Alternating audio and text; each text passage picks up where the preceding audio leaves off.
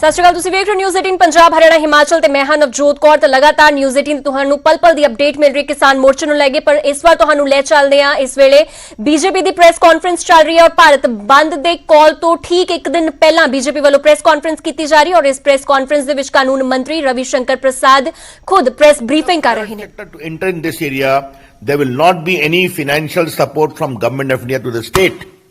ये तो इस स्तर तक चले गए कि अगर मंडी एक्ट में सुधार नहीं करोगे तो भारत सरकार का वित्तीय सहयोग नहीं मिलेगा। ए पेनाल्टी वॉज प्रपोज, ये इनका इंटरव्यू है।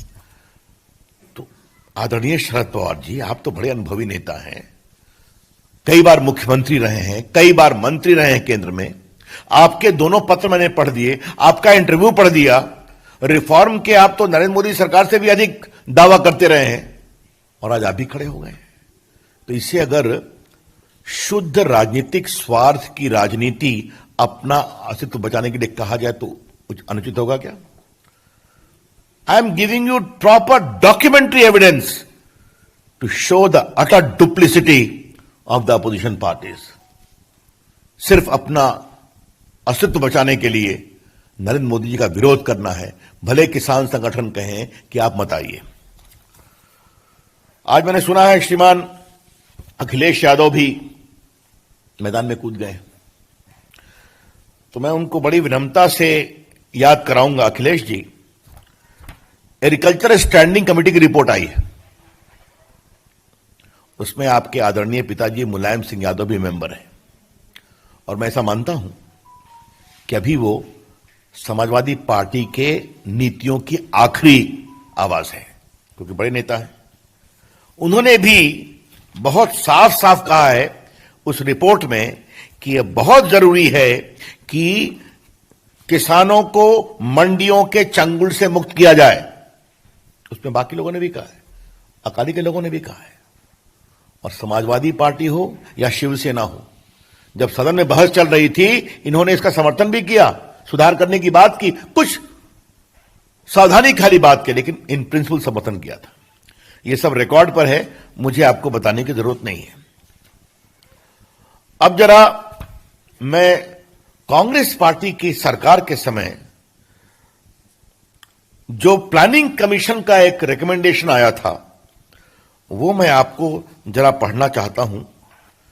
ये 12 से 17 के लिए और 11 में पॉलिसी ऑप्शन जो दिया गया प्लानिंग कमीशन का, तो ये planning commission report, title report of the working group on agriculture marketing infrastructure, ये मनमोहन सिंह के समय में जो अनुशंसा थी उसमें क्या लिखा हुआ था? सेंट्रल गवर्नमेंट में enact inter state agriculture produce trade and commerce regulation act under entry 42 of union list. तो आज जो हमने काम किया, हमारे करने के 8-9 साल पहले मनमोहन जी की सरकार ये कर रही थी।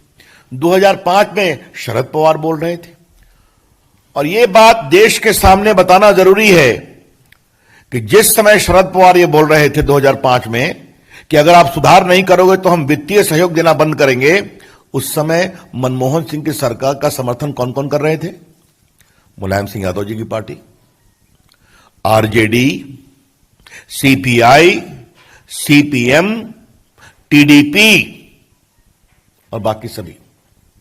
शिवसेना साथ नहीं थी। तो आप तो हमसे भी आगे अधिक जा रहे थे।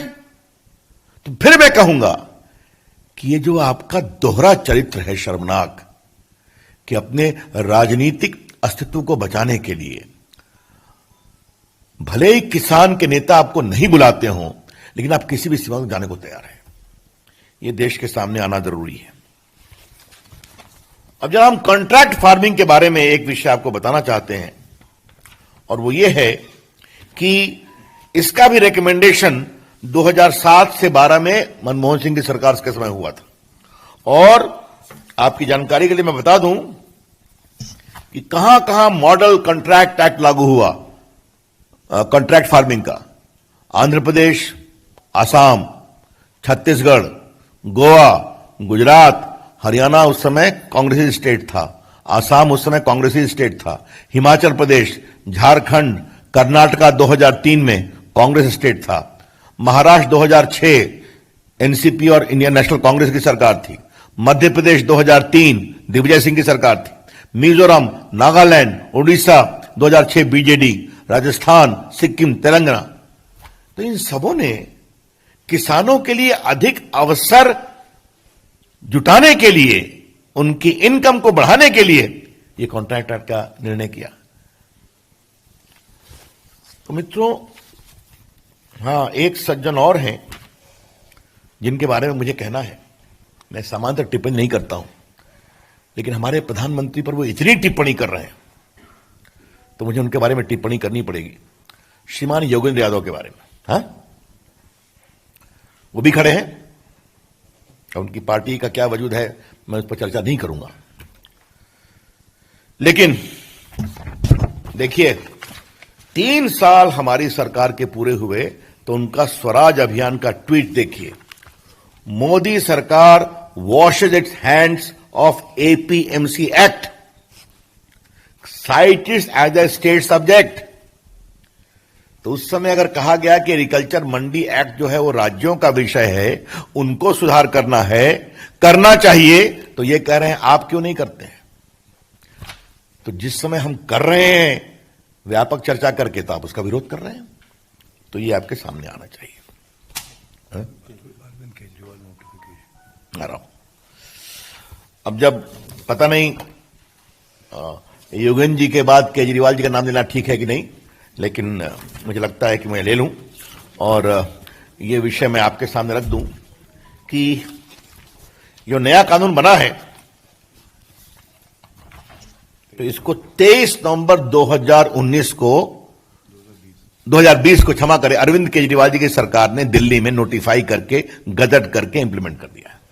देखिए, मैं गजट लेकर बैठा हुआ हूं, तो इधर आप विरोध कर रहे हैं, उधर आप गजट निकाल रहे हैं। ये तो उनका काम है।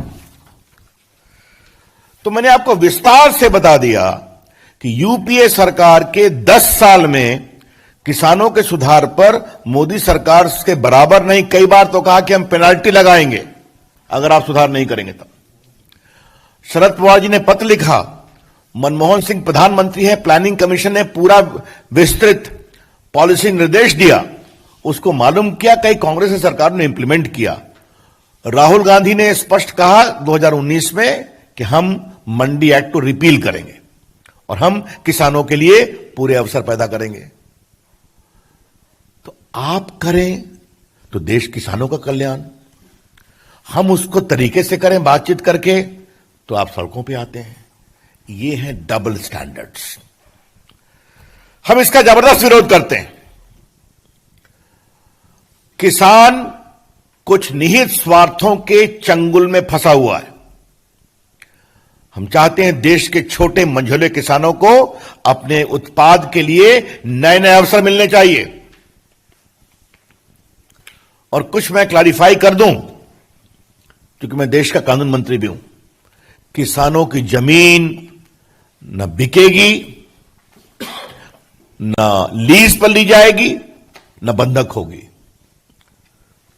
कॉन्ट्रैक्ट के बारे में अगर कोई सोचते हैं किसान, तो उनकी जमीन न तो बिकेगी, न बंधक होगी, न लीज पर ली जाएगी। The farmers land shall neither be on lease nor will be sold nor mortgaged. उनके जमीन पर कोई देनदारी नहीं बनेगी, वो बनेगी तो फसल पर जो कंपनियां आएंगी। हाँ, बल्कि मैं पढ़ ही देना चाहता हूं section 8, sponsor prohibited from acquiring ownership right और making permanent modification on farmers land premises, उसका विस्तार से लिखा हुआ है। क्लियर हो गया। दूसरा, आज जो देश में छोटे किसान हैं, मंझोले किसान हैं, अगर वो समय के अनुसार बदलना चाहते हैं, उनके अवसर क्यों नहीं मिलना चाहिए। आईटी विभाग के रूप में मैं इस विषय को देखता हूं। हमने किसानों के लिए एक नेशनल एग्रीकल्चर मार्केट नेम बनाया है, समझे आप, जिस पर किसान अपने को रजिस्टर कर सकता है, अपनी फसल बेच सकता है। सिर्फ आपको मैं कुछ आंकड़े देता हूं और देश के सामने आपके माध्यम से आना बहुत जरूरी है। अभी तक 21 प्रदेशों में 1000 मंडियों ने रजिस्टर किया है नाम पर। 1000 mandis of 21 states have started functioning after being registered on National Agriculture Market Portal. कितने फार्मर हैं रजिस्टर्ड? 1,68,00,000। कितने ट्रेडर हैं? 1,51,000। ठीक है। और कितने का व्यापार हुआ है? 1,15,000 करोड़ रुपए का।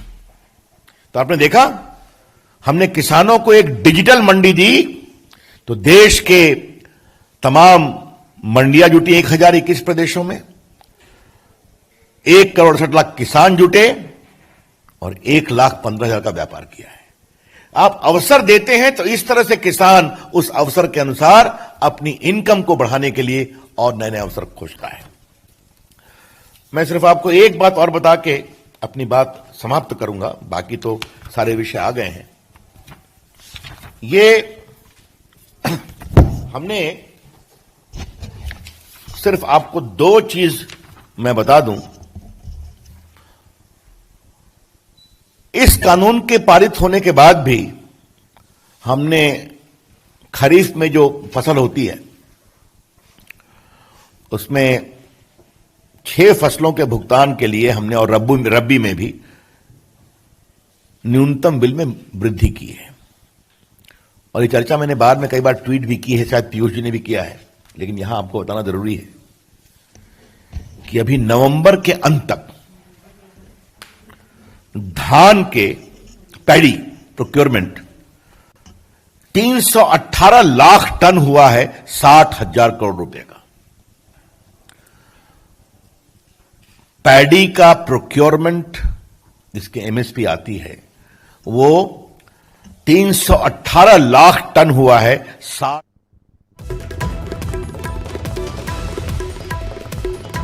ਤੁਹਾਨੂੰ ਦੱਸ ਦਈਏ ਕਿ ਕੱਲ ਕਿਸਾਨ ਆਗੂਆਂ ਵੱਲੋਂ ਬੰਦ ਦੀ ਕਾਲ ਦਿੱਤੀ ਗਈ ਹੈ ਔਰ ਉਸ ਤੋਂ ਪਹਿਲਾਂ ਅੱਜ ਭਾਜਪਾ ਵੱਲੋਂ ਪ੍ਰੈਸ ਕਾਨਫਰੰਸ ਕੀਤੀ ਗਈ ਹੈ। ਇਸ ਦੇ ਨਾਲ ਹੀ ਵਿਰੋਧੀ ਦਲਾਂ ਨੂੰ ਘੇਰਿਆ ਗਿਆ ਹੈ। ਵਿਰੋਧੀਆਂ ਤੇ ਤੰਜ ਵੀ ਕੱਸੇ ਗਏ ਨੇ ਕਿ ਵਿਰੋਧੀ ਫੌਜੀ ਰਾਜਨੀਤੀ ਕਰ ਰਹੇ ਨੇ। ਵਿਰੋਧੀ ਪਾਰਟੀਆਂ ਦਾ ਦੋਹਰਾ ਰਵੱਈਆ ਸਾਹਮਣੇ ਆਇਆ ਹੈ।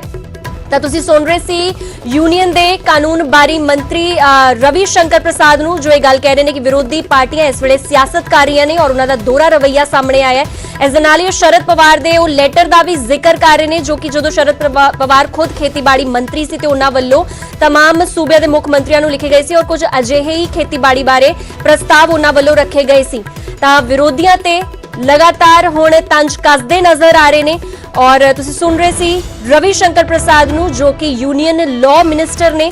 और तुहानूं दस दे कि कल भारत बंद दा सद्दा भी किसान जथेबंदियां वल्लों दिता गया है।